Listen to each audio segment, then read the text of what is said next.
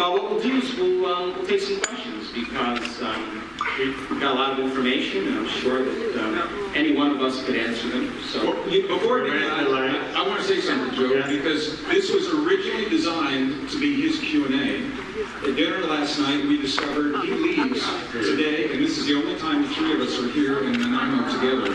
So he has donated his Q&A to allow us the opportunity to share with you. I made the right choice.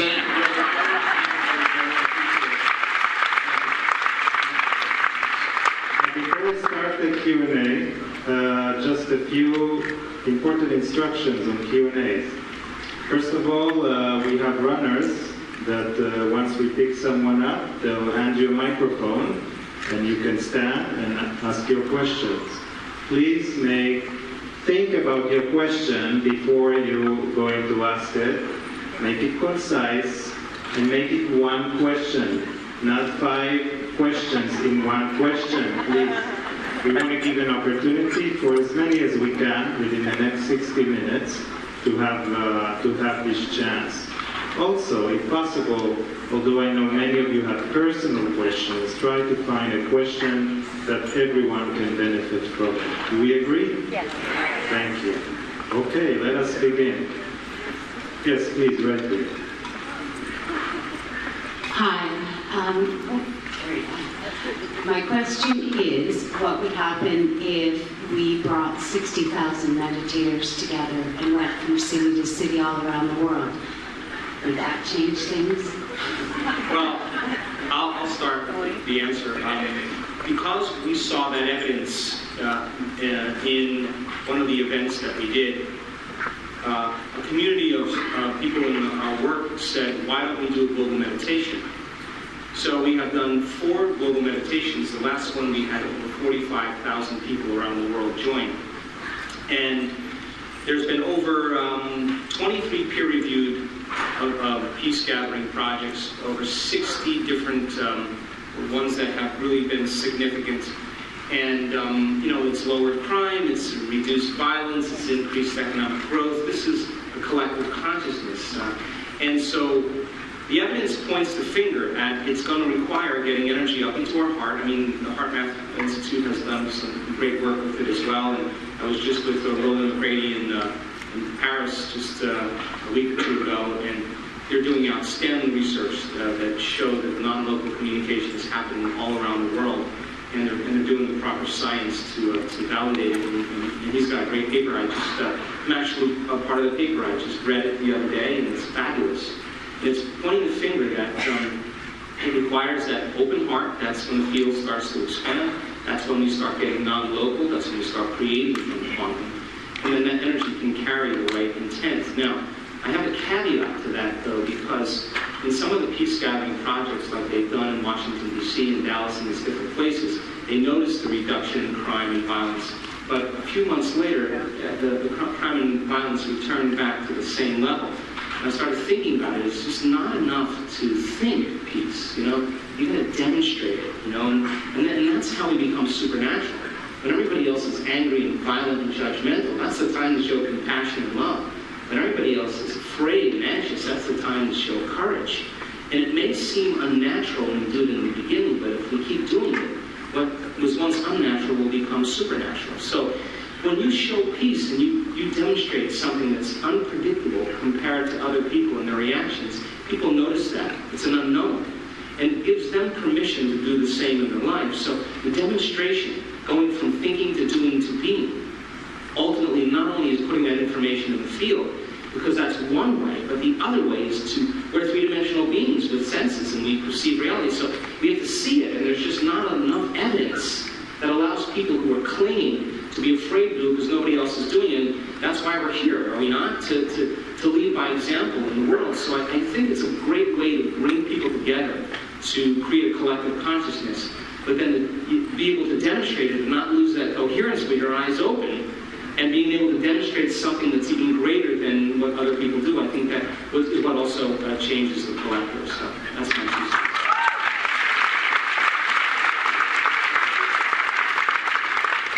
I agree with everything Joe just said. And if you're with me how many were with me for my one day?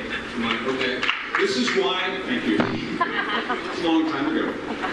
This is why we began the way we began. We are conditioned to believe that we are powerless and insignificant beings that have no influence on our bodies, let alone on the planet. So to think that humans could somehow, a few humans could somehow influence what has happened on a global level. Even if you say you believe it consciously, your subconscious is so conditioned to accept your powerlessness. This is one of the reasons, I think, why it can become difficult. It was in my earlier books. I wrote about some of the early peace studies. I think Joe and I are probably referring to some of the same ones. Princeton University was doing some. The TM, the folks at TM, the Institute, were doing some. And one of the things that they found in specific cities, when people assumed this space of heart-brain coherence and they became peace in their bodies, there was a reduction in traffic accidents, emergency hospital room visits, violent crimes against people. But here's the thing. As soon as everyone stopped the meditation, or whatever you want to call it, all those statistics reversed. And so the studies were discounted. They said, this stuff doesn't really work. It doesn't really work. So what this has led to, and where I'm going with all this, I'm going to go right back directly to your question. You asked if a certain, what was the number that you gave? 60,000. If 60,000 people came together, obviously the more people, the more pronounced the effect can be. But what the studies now are showing, it's less about the numbers of people and more about the quality of the consciousness that those who are choosing to be in this space are creating, and it's less about something that we do in a moment in time and more about what we become in our lives. When we become that coherence in our lives, then the prayer never stops, the meditation never stops. And the results continue. So this is a beautiful example of what I said to you on Friday. The better you know yourselves, the less you fear your own power. You have the power to shift the energy of the planet. You have the power to shift, just listen, you have the power to shift the energy of the planet. You can change the magnetic fields of the earth. I'm going to talk about this tomorrow. I've already got my program for today, so tomorrow I'm going to really go directly into this. But this is where the science is leading, and the beauty is it comes full circle with our most ancient and cherished indigenous spiritual traditions that say if we live in our hearts, the world changes, and that's exactly what we're saying here today. So thank you. Thank you. I just want to add one thing to this. It's very interesting because we always have a feeling our thoughts are contained in our head. And as Joe and his experiments reveal, they put electrodes on your head and you read your brain activity. What's interesting, that's called electroencephalograph. There's another way to read brain activity. It's called magnetoencephalograph. Now, what's different about it is in electroencephalograph, the electrodes are right on your head, and you're getting conduction from electricity in your brain to your skin, and then you're reading it. Magnetoencephalograph, the probe is out here. It doesn't even touch your head. And why is it important? Because you think your thoughts are contained in your head. It's absolutely not true. You are broadcasting. Your brain is a tuning fork. Now, when you get 60,000 people and you amplify each tuning fork, like Greg showed, when Joe showed the metronomes, when they were all out of sync, there wasn't any power to it. But as soon as they started to come in sync, they amplified in the power. So when you get 60,000 people together, you are broadcasting a field. And it's interesting because it's like crowd response. Could be a positive or a negative. I mean, riots break out, and pacifists in a riot will be caught up in it themselves. And I say, why? The field is overriding their own consciousness. And so as long as people are doing the meditation, as long as they're working on it, the field exists. And as Greg just mentioned, when they went home, the field disappeared again. And the idea is, we don't have to, if we just come together and say, there's one time we're all going to be coherent, and then we go home, and then it all falls apart. What if we're coherent every day? If we're coherent every day, it never stops. So the whole idea is this. A, it demonstrates that the mind can change the field, and the field can change all the people. B, since we can do it, the question is, how come it doesn't last all the time? And the answer is because we're not in that state all the time.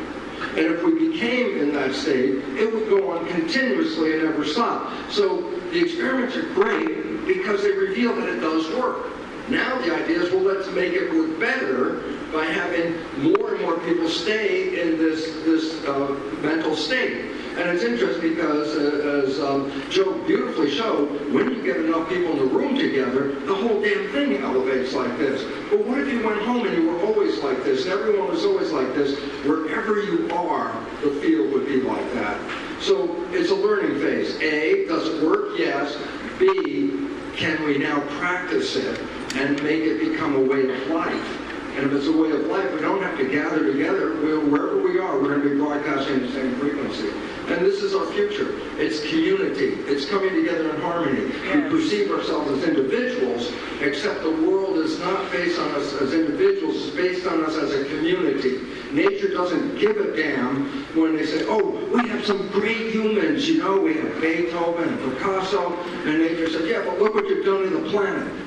Nature doesn't care about the individuals. Nature cares about the group. And this is the time for us as people to come together and recognize collectively as a group, we will change the evolution on this planet, and that's what's happening at this very moment.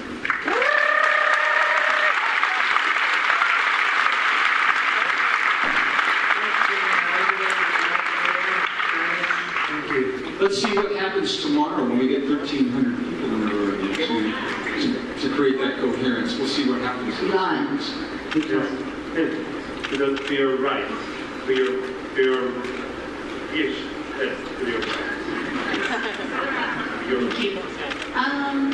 Joe, I was wondering if you could help me out. I'm not only a believer, but a perceiver. I've experienced some of what you talked about, but I have family members and a friend who has some real wicked degenerative diseases and could be completely helped by what you do.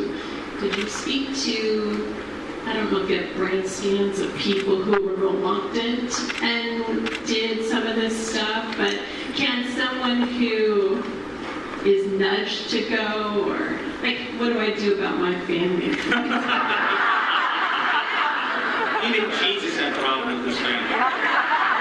Mother couldn't care. Well, I'll speak to it on two levels because, gosh, I'm witnessing things, as I said yesterday, that I thought I'd never seen in my lifetime. And people usually come to the end of their emotional belief where they've run out of choices, run out of options, where they finally decide to surrender. And the question is, how bad does it have to get for certain people to realize that no chemical, no drug, no therapy is really going to change them enough where they have to make up their mind to do it themselves? Now, when you have family members who share similar genes, you've been conditioned and live in the same environment, you have certain traits, propensities, emotional states that are very similar. So our family tends to be most like us. And so when we talk to our family and we're saying you should try this or you should do this, and they're not really looking at what you're listening to what you're saying, they're looking at who you are. You know, they're looking to see if you're that. And they make that perception in a sweep very quickly. And so what I've witnessed is that people that are truly in that state all the time or have made significant changes, and I always tell the advanced students, you know, when you're changing, you stop talking about it. You're too busy being it, and everybody all of a sudden starts to notice that, and they want to have what you have.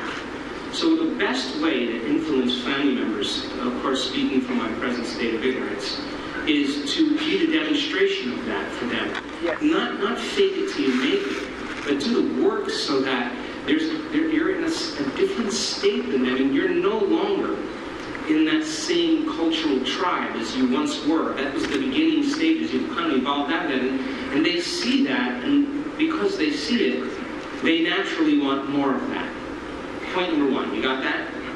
Now, in our week-long events, we just did an event in Berlin for 1,300 people there, and I'll be very be very honest. There was a man there that had a doctor's degree in law. And my staff was trained by me to not stoop emotionally and react to anybody in the event that they keep their energy up. The moment they react, they're the same energy. And this guy was the biggest challenge that they've ever had. He was abusive, he was mean, he was disrespectful, he was overt, he was loud, he was very self-centered. And my staff on the evening dinners would say, "Is he so hard guy to love?" Man, he was a hard guy to love. And the short story is that he had a stroke 3 years ago. And he was paralyzed on one side of his body. Now, with a stroke, when you have a trauma to the brain or a lesion to the brain, those nerve cells, usually according to the medical model, you have about 2 to 3 weeks, and if they come back online, you're lucky, but if they don't come back online, the paralysis typically stays for the remainder of your life. And so he was very unhappy, and he was punishing people so that they could experience his own unhappiness. Do you understand? And I told the staff that, and I said, just keep him moving, keep him moving. And he came because his wife dragged him here. He didn't want to come. And we do these healings as a group in our advanced workshops, and I do not do them at the beginning of the event because people have to get beyond themselves. And they have to be able to stay connected to that field, and they got to be in heart coherence. And when it comes time to raise the energy, they have to be in the right state. They can't be thinking about my back hurts or how long is this going to go or am I doing this right. They left that on the first day. You understand? Yeah. As the energy builds, we create these things called cage, and he laid down for a cage healing. And there was a doctor from Yale University named Harold Saxton-Burke, and he studied the electromagnetic fields around eggs, from salamanders and chickens and all kinds of reptiles and birds. And what he found was that there was always right where the head was on the egg was the strongest charge, the positive charge, and the tail was the weakest charge. And if you have a negative charge and a positive charge, you have a magnetic field. That's what a magnet is. So he realized that the field that was surrounding the egg was in the exact shape of the egg, and so then he started studying different rodents. And he came across these rodents that had a propensity towards uterine cancer.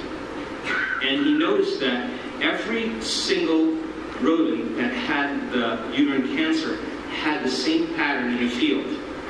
But he found a group of rodents that had the pattern in the field but didn't have the uterine cancer yet. But every single one of them that had it in the field ultimately developed the cancer. So he scratched his head and he said, it's not matter that emits the field. It's the field that creates matter. If you change the field, you will change matter. So that is the model that we use. Now this guy laid down. Now remember, he's closed off. And those people, they opened their hearts, they got beyond themselves, they connected to that field, and they lit him up. And he was sobbing. He had never felt love like that in his life. His body was quaking on the floor. And he wasn't even being touched. I was watching it. He came out of that 10, 15-minute process. So I was paralyzed for 3 years, lifting his arm up. His wife is in tears because she's getting her husband back, and he is now more loving. She gives up her position for him to do it again. He goes back the next day, I light him up again, and now he's walking without a crutch or a cane. And they sent me the video just the other day. And that to me would seem like an impossible situation. If somebody like that would actually respond. And it made me wonder that maybe you don't even have to believe in this. If the field is strong enough, it could literally begin to affect people in certain measures. Now, of course, belief and the ability to accept it allows it to happen easier. But I was stunned by the fact that you change the pattern, you have to get beyond the frequency of light. You have to move beyond three-dimensional reality to do this. But I was really stunned to see that nerve cells that were technically dead all of a sudden, in order for him to have motor function again, you have to scratch your head and wonder what the hell just happened. So even though he was closed off, on some level he was open. You know, I mean, there's always some level we're opening. And I've had some great conversations with Bernie Siegel, you know who Bernie Siegel is? And you know what he says? He says, you know, like tenacity. Tenacity is one of the things that helps us to heal. And as upset and angry as this guy was, I just saw the video of him talking to me. They sent me a video.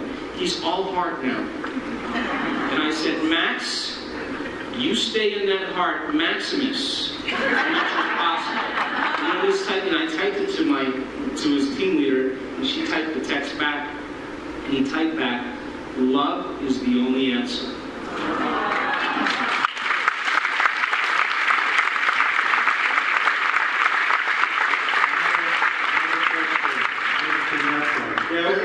Can I add something in that?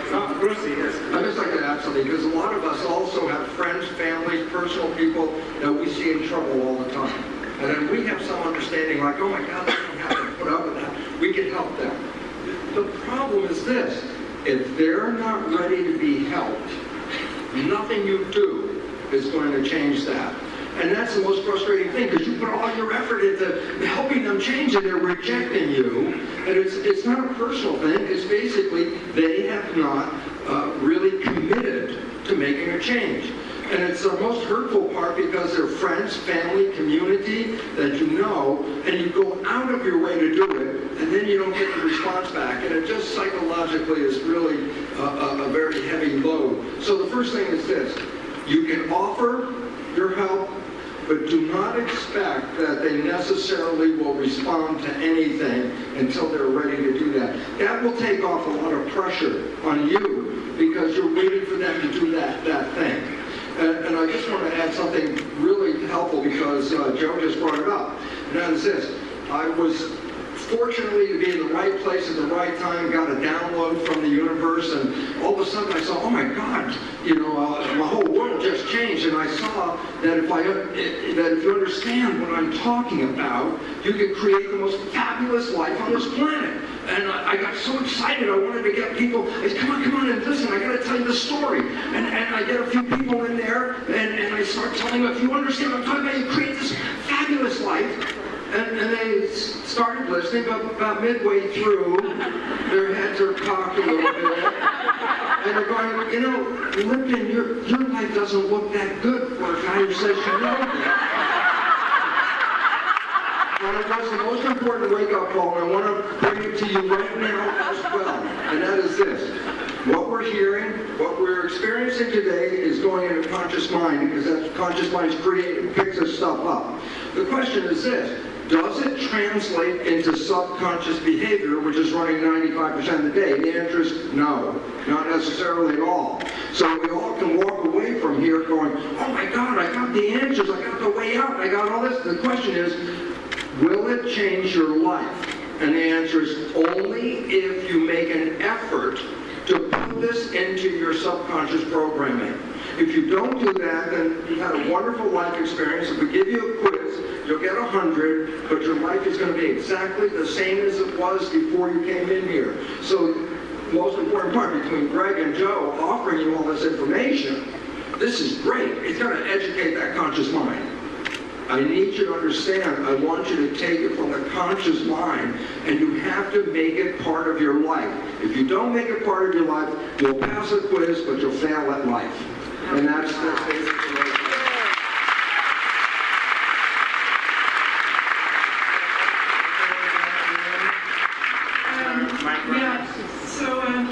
I had an accident, and I was brain dead, and I had an experience where I was just like in a void, where it was just love. It was all empty, but it was full and complete, and it was like being in eternity or the field or whatever. But I didn't know I existed as a human. I didn't know I ever existed. It was like I was just in the field and no person. And then as I get to myself, I'm like, oh my gosh, what is this? And it felt like I was a magician, suddenly popping out of the field. but whatsoever, I'm now a person again, and I want to be that void in this person, like that state, which I believe is living from the heart. And then just being that in the heart and envisioning some kind of life doesn't really matter. It's just a matter of being, and then living from that beingness. But at the same time, we talk a lot about envisioning and the future, but what is that to envision in a way? Like, can you just be in that beingness and then you're at peace? And it's just a connection between the beingness and then the envisioning, as a human, and then the creation. Can you talk to that? What is the question? Well, so the question is, how can I just be the rest of my life? Just be love and peace and live in my heart. But at the same time, I'm a creator, I'm a human, so it's like, I'm the oneness, but I'm also the duality of the human. Yeah, thank you. So, you had the opportunity to experience that quantum field exactly the way we discussed it yesterday, yes? It's void of anything material. And you as a consciousness are no longer an identity or personality, but you're a consciousness connected to the consciousness of that field. Your consciousness is merging, or one with that field. Some people came up to me and had very profound experiences in surrendering to that level completely, to lose themselves in nothing, to become everything. Now, you don't have to die to have that experience. You don't have to have a trauma to have that experience. You don't have to have a head injury to have that experience. You actually can get good at having that experience if you keep practicing, connecting to it.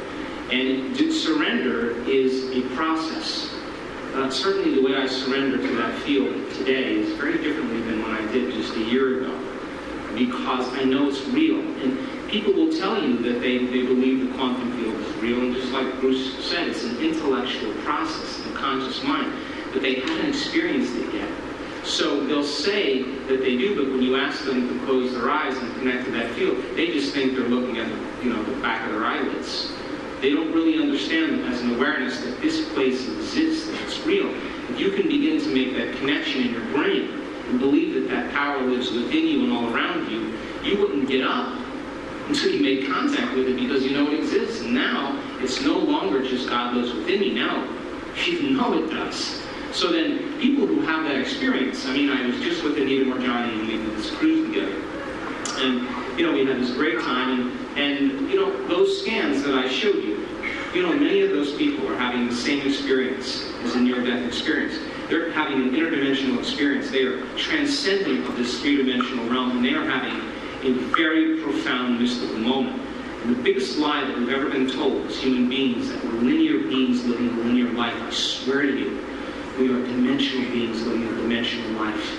And all of those dimensions are existing in the eternal present moment. And when you keep working on surrendering more and more into the present, you will begin to elongate time. The more you elongate time, the more dimensions or space can exist in time, and that's the quantum. So people have these experiences and they tap into this level of love that is the most familiar, unfamiliar feeling you'll ever have, because it is you. It's a distant you that you're connected to. And you realize it's always been there. Now, your creation of future experience that you may want to have, like when I tasted that wine, when I tasted that experience, there's nothing else that I want. I don't really want anything material. I've had all of that. What I want is more of that. And I want more and more of the exploration or the mystery of myself. Who am I? To be revealed. And the more I understand who I am, the mystery gets more exciting. I have more questions. And so then every experience then that I have that is an unknown experience, from that moment I can dream new dreams based on that last experience that I could never dream without that experience. So it's not about the car, or the house, or the hairdo, or the wardrobe, or any of that stuff any longer. It's about connecting to deeper and deeper levels of orderliness, wholeness, and oneness. And that could be the dream of your future. So now, 1 foot in the real world, 1 foot in the quantum world. You live in a three-dimensional reality in a body. You have senses, you have this you're a biological entity, and you have to be able to navigate through life. You came all the way down from singularity and source, all the way down to density. You live, and you start asking questions. Is there more? Who am I? What is the purpose of life? Those questions awaken the soul. The soul wants to journey back because, as I said yesterday, when you're the intelligence or the consciousness of everybody, everyone, everything, everywhere and every time, it gets pretty boring after a while. So the divine said, is there more? The moment you ask the question, is there more? There's got to be more because you're God. So then it creates a separation between 2 points of consciousness, free-willed individual beings and the unified field. And we descended from that singularity to answer the question. And there's journey, we're all journeymen and women on the journey. And so now as we start elevating our consciousness and our awareness, if you can heal yourself, or you have a mystical experience like that, the next question is, what's next? Can I heal somebody else? Isn't that an experience on the way back to singularity? You heal someone else, well, I can heal someone on the other side of the planet. Well, what knowledge do I need to apply? Well, consciousness has gone local. Okay, let me build a model in my mind. Let me try it out. Now you do that, and then you say, if consciousness is non-local, then I should be able to be somewhere else, consciously. And as you continue to evolve that, the dream changes. It's no longer about wealth or success or beauty, whatever it is, popularity. It's really about that journey to prove to yourself that when you finally arrive back at singularity, you say, there was a lot more. Way more than you could ever imagine. I'm here to tell you. And then you dump that knowledge into the mind of God, your experience and your wisdom into the mind of God, and that's how God gets to know itself. So then, you have to function in a three-dimensional world. That means you're going to be challenged and initiated with those things in your life that have been created from an unconscious program. And you're going to have to go to a greater level of consciousness than the consciousness that created that problem, which means you're going to have to learn and become more aware, and then apply that knowledge to transcend that initiation or that challenge. Most people who are unconscious see themselves as victims, that they don't have any choice or ability to change. But now you know better. So you may not want everything material that other people in the world want because that's how they've been programmed. But you may have a passion for the divine. You may have a passion to connect. You may have a passion to be a healer. You may have a passion to have mystical experiences. And that's only equal to your ability to have the knowledge to dream or the experience to dream the next dream. But what we think enlightenment is, what we think spirituality is nothing like what it really is. And every time I have one of those moments, as I said this morning, I always say I got this all wrong.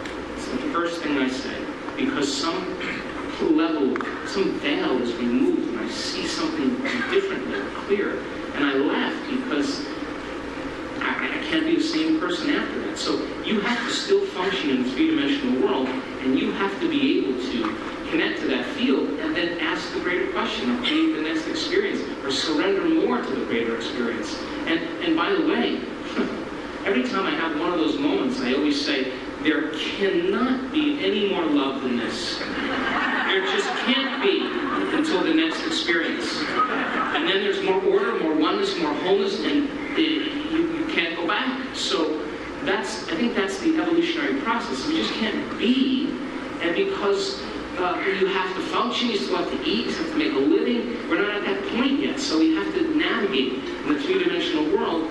And the practice is being able to bring that into our lives and to sustain it and become it constantly and get better at it and modify our behaviors as plasticity to understand that we can continue to evolve and face the same challenges from a greater level of consciousness or a greater level of mind. And of course, certainly somebody in the world at some point has had similar experience as you. And someone must have written about it or talked about it. Go find that person and be able to integrate their experience to help you evolve. And that becomes the exciting part. And so it's no longer just mystically hanging out in a cave. And when you go to the cave, you spend 6 months in the cave to change who you are, so when you walk back into the world, you're not the same person. But it is about playing a demonstration. We have to demonstrate this in all areas of our lives. And as we said, when you do, you give people permission to do the same because they're going to relate with you as somebody that's different and unpredictable. And I think that's how we begin to change the world. Bravo.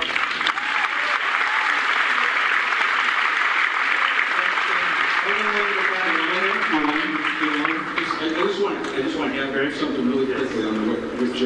just said. Some of you Behind you. were with me on Friday, and you know, Yeah, stand. I spent a lot of time in Tibet in the 90s asking questions like Joe was just talking about, and questions like you just asked. And one of the questions, my Tibetan is terrible, so it was all done through translators.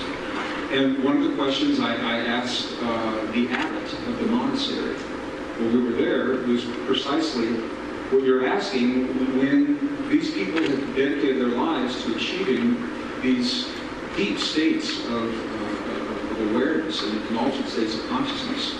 And I said, well, you know, how do you maintain that state? And he said, why would you want to? He said, the point is to know that it exists, to know the power of living in that state, and then to bring that into this world. But what he said to me after that influenced me. It just affected me very powerfully. He said, because it's easy to live in a world of nothingness if all there is around you is nothingness. So there's no challenge. No one is challenging your belief systems. No one is hurting you. It's easy to live in that space. He said, the task of the devotee is to not use this as a refuge away from the gift of the experience that you've been given in this life. And then what he said, this is so powerful. He said, our capacity to love is defined by our capacity to hurt. It's only through the deepest hurts, the deeper the hurt, the more love it takes to embrace and heal that hurt. And every one of you in this room, we've all been hurt, and some of you are hurting right now. I'm losing a friend this weekend, and I'm hurting because of that. But what I remember from that conversation was, and I tell myself this all the time, every time I allow myself, I surrender to my hurt. I don't try to discount it. I don't try to blow it off. I may not do it right here on the stage in front of you right now, but I will surrender to my hurt of losing my friend. And every time we surrender to a deeper hurt, what we do is we build a greater capacity to love. And that love is what we're bringing from that realm into this realm. So it's about walking between two worlds without judging one or the other as right or wrong. I just wanted to share that with you from the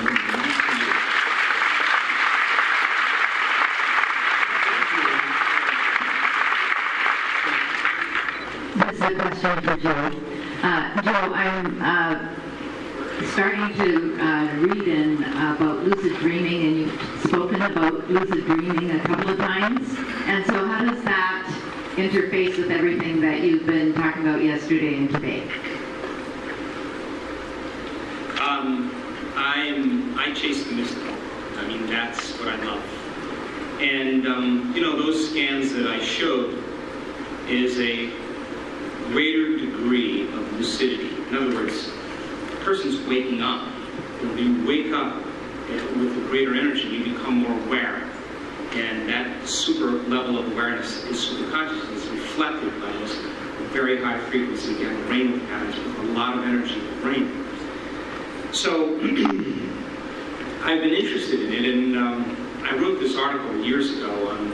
I found these articles by this one researcher that I admire that was studying the derivatives and the metabolites of the pineal gland, melatonin and serotonin. And these particular chemicals, like when you're picking up the wavelength of light, like right now, you're perceiving light, the wavelength of light is being translated to the back of your eye, and then it's signaled to this nuclei called the suprachiasmatic nuclei, which signals the sympathetic nervous system, which switches on the pineal gland to make serotonin.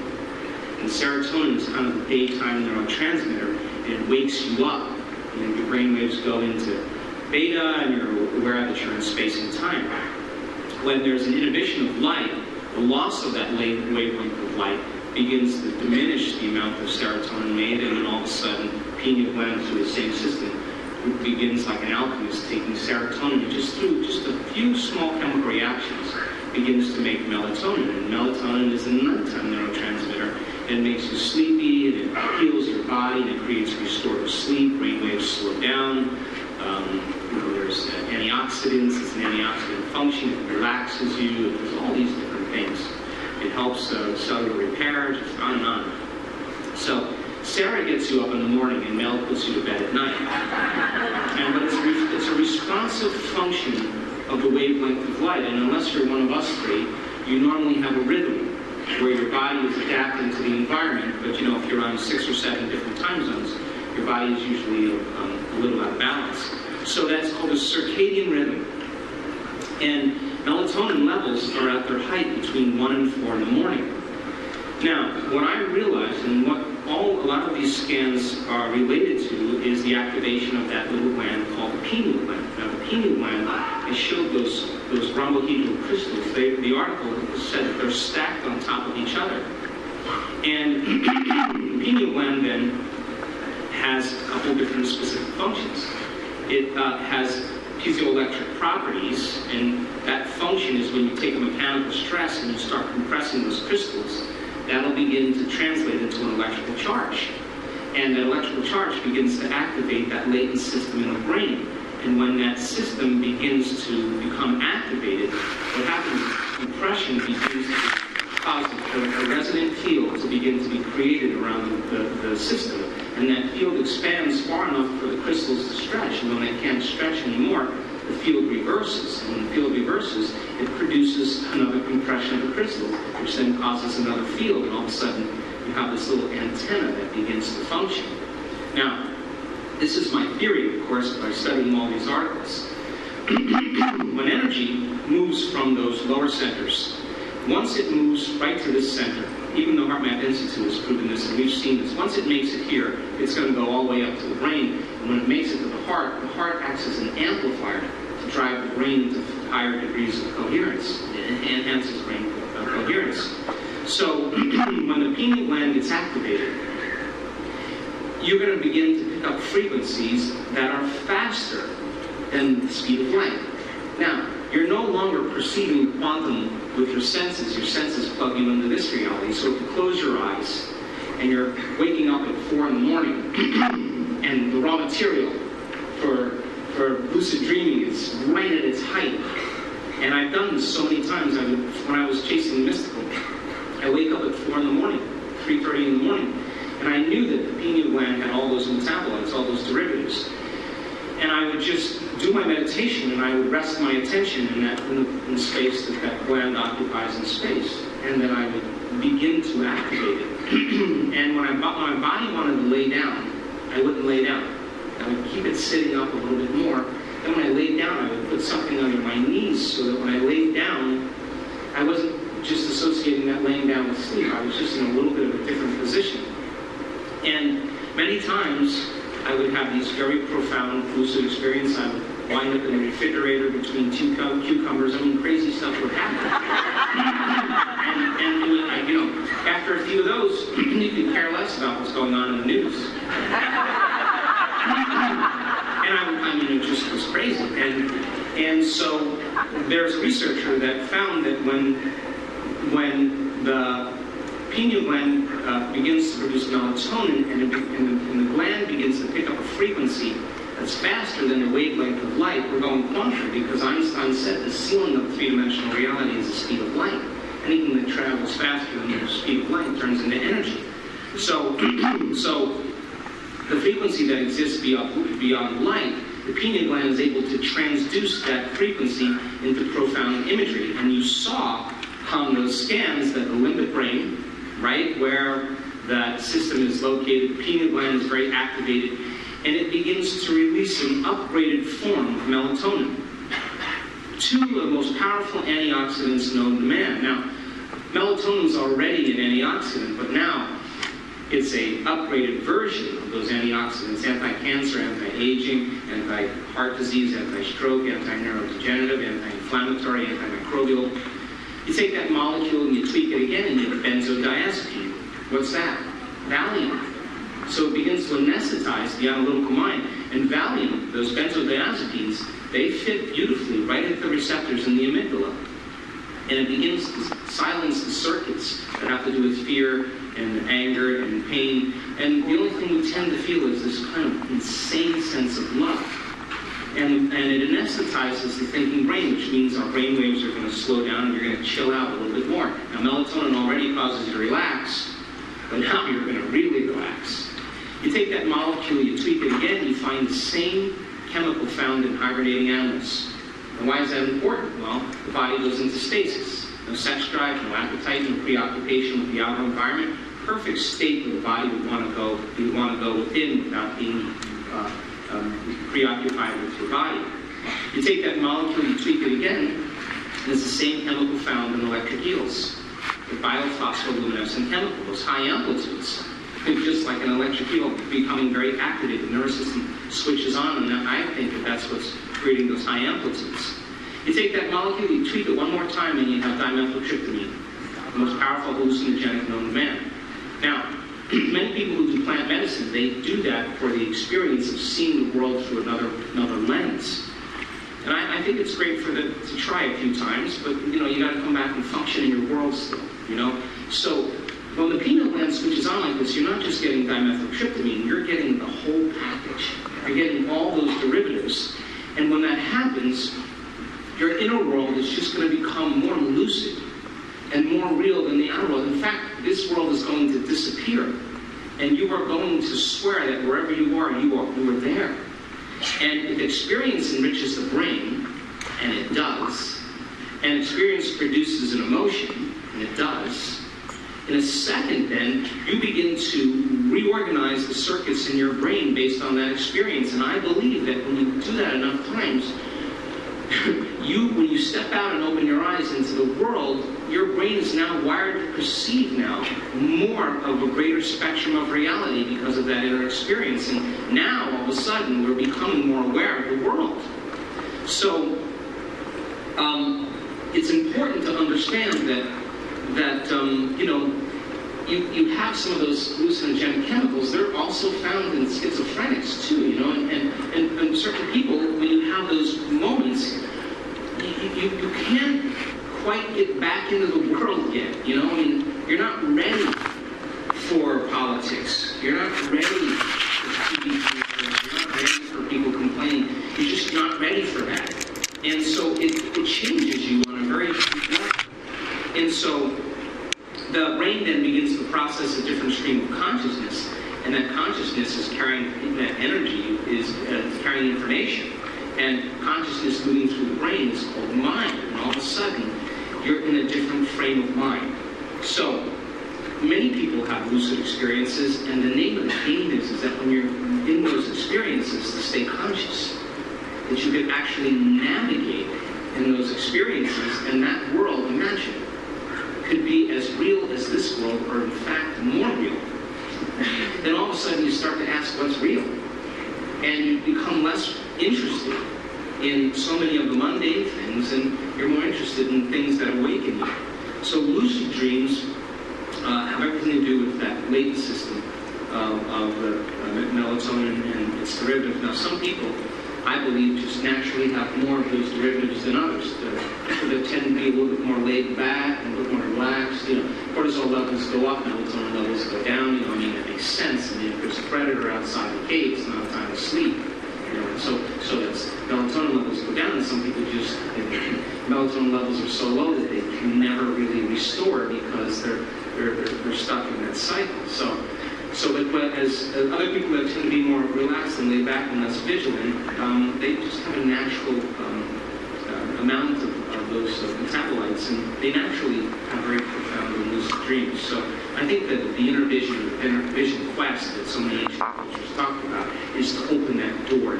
I don't call the pineal gland the third eye, I call it the first eye, because it's really where the vision takes place. And when that system activates, we've seen this. In fact, we can induce it now.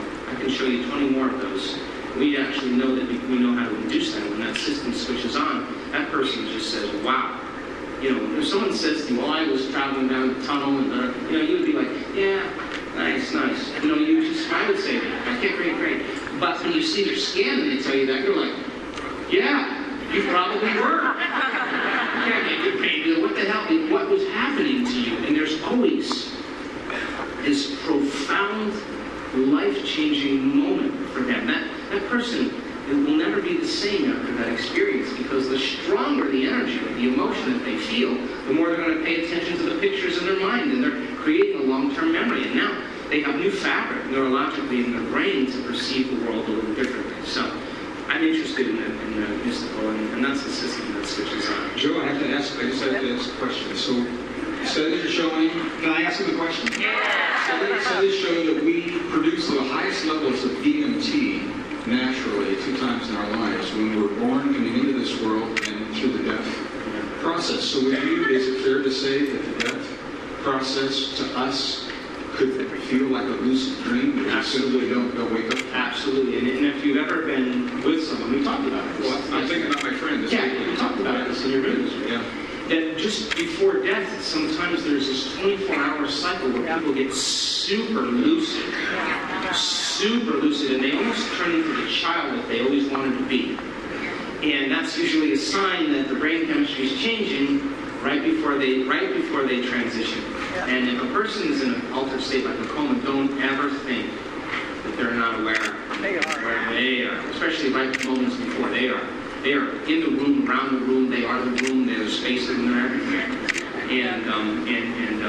And yeah, and at birth and at death, because that, I think that is that's when the door opens. Thank you, Jim.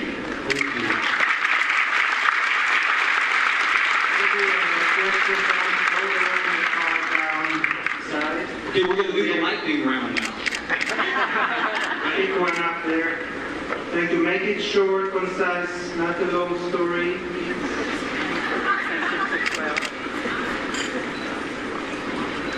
Many of us work in healthcare settings, hospice, end of life, neonatal intensive care, beginning of life, Parkinson's, neurological. To take what you're teaching into an allopathic setting. Use 5 minutes and 53 seconds. I have a very interesting question. How are you breaking the consciousness ceiling of the allopathic model right now? And how many of you are actually working in real life settings, in healthcare and hospitals and hospice? And how do we break that ceiling? It's happening. By the way, this guy is the father of epigenetics.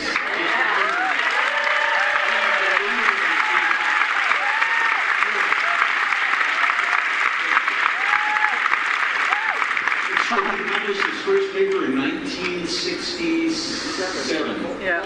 Yeah, 50 years ago. Yeah. Yeah, I think the idea is this. Don't wait for the allopathic community to get going on it. Bypass them. Start living with the rest of the world that's waking up. Get out of the dream that they're in. And if you wait for them...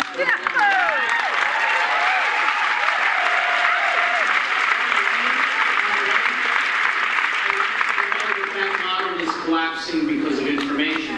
50 years ago, 30 years ago, you went to the doctor and she said, you need this organ taken out. You sign on the dotted line and say thank you. And, oh, if my gallbladder's bad, you take that out, so thank you so much. You go to a doctor today and you get a diagnosis and they tell you need this treatment. Most people go, thank you. They go home and they do what? They research it and they come back and they know as much about that condition as the doctor and alternatives that the doctor's never heard about. They show back up at the doctor's office and they say, what about this treatment? I want to try this. The doctor says, I don't know anything about that, or that's not going to work. And they look at him and they say, really? Time to find a new doctor. Because people are looking for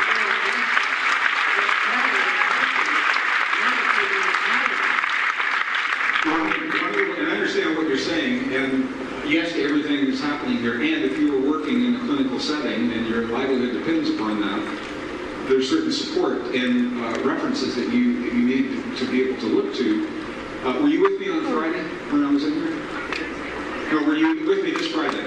Okay, this Friday you heard me mention that the United Nations is looking at specific aspects of all of our work, because I referenced Bruce and Joe in my work in the book that they are now using to support the Sustainable Development Goals through the year 2030. allopathic medicine is implicit in about 6 of those goals, and the way that we are treating childhood disease, women's issues, all of those things are in Sustainable Development Goals. So this is a doorway in through the United Nations, working with organizations across the world, not just in the West, but in Africa and in Asia and places like that, to bring these new ideas. And I just want to say, Elon Cohen is responsible for where a lot of this information comes from, events like this. There are medical doctors in this conference and many of our conferences who come up to us and they say, you just told us about the discovery of 40,000 sensory neurites in the human heart that influence the brain. Why don't we know about that? Why aren't we taught that in the university?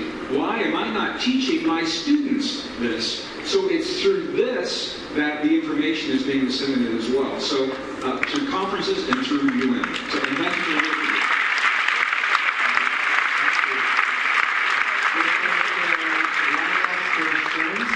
One last question right here. Janice, thank you. With the mic, please, so everyone can hear you. Here she is, right now. Hi, I'm just wondering about the developments that was on Yoga Nidra and different meditation forms, and if they can all achieve what we're talking about here today. What was the first part of the question? If the research has been done in Yoga Nidra, the asana we lay down and go into. So Nidra, as I can say it. Can you pronounce it again?